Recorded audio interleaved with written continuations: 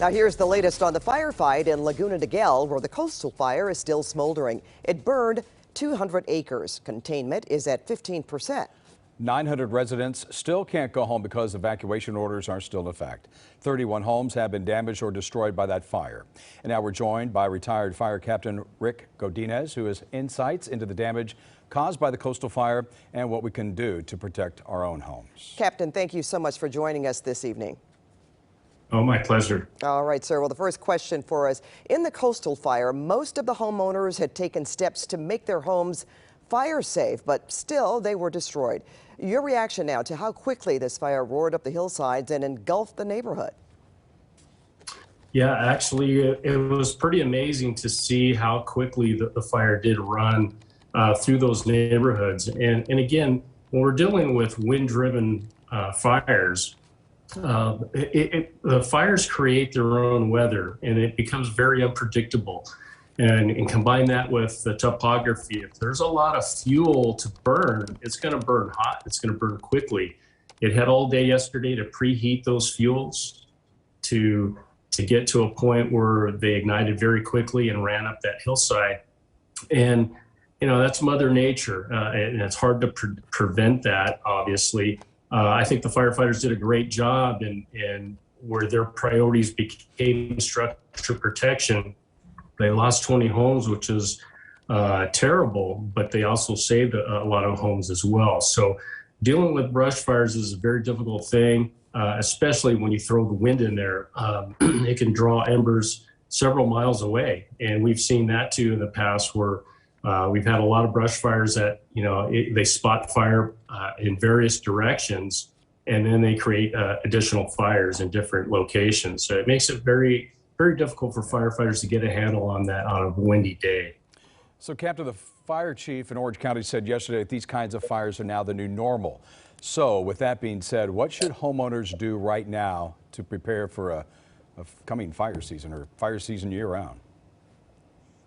Yeah, that's a great point. It is year-round fire season. It's no longer just in the fall months where we get the Santa Anas.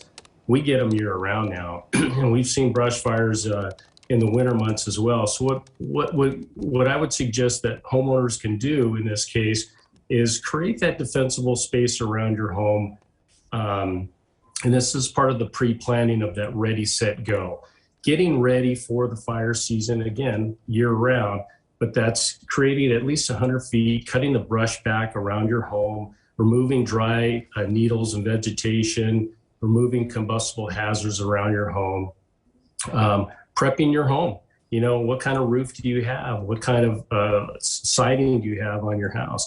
Those hardened type of homes that have composite roofs, stucco walls, even what we saw yesterday, some of the structures that burned, the eaves were open and exposed. There's wooden eaves where those fire embers could get up underneath and get up into the attic. And once it gets into the attic, it's very difficult to see that. You could have a smoldering fire for quite some time.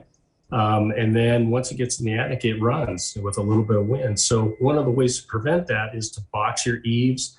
If you do have time before a brush fire, you can board up your vents and protect that, to protect those embers from getting up inside your attic. And then removing lightweight curtains, removing things around the house, preparing your house in the event that fire is coming your way.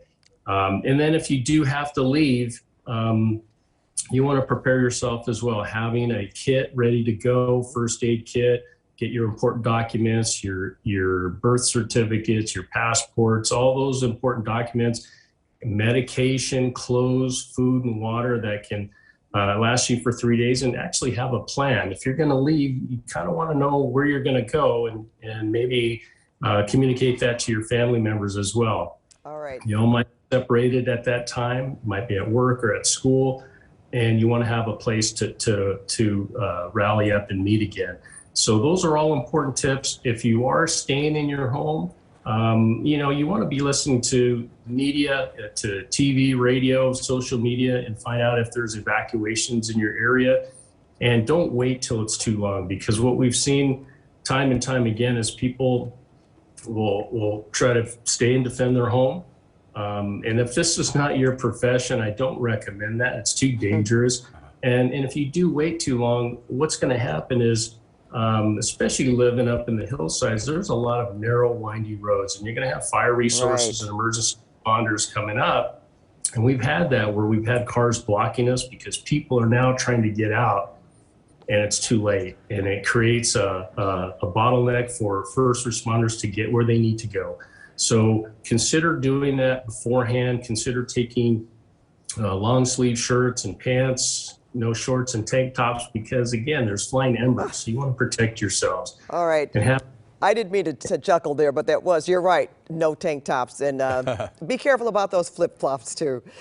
We all appreciate the wonderful advice that you have given us, Rick Godinez, and we hope that people are certainly paying attention. So thanks again for your time. You're very welcome.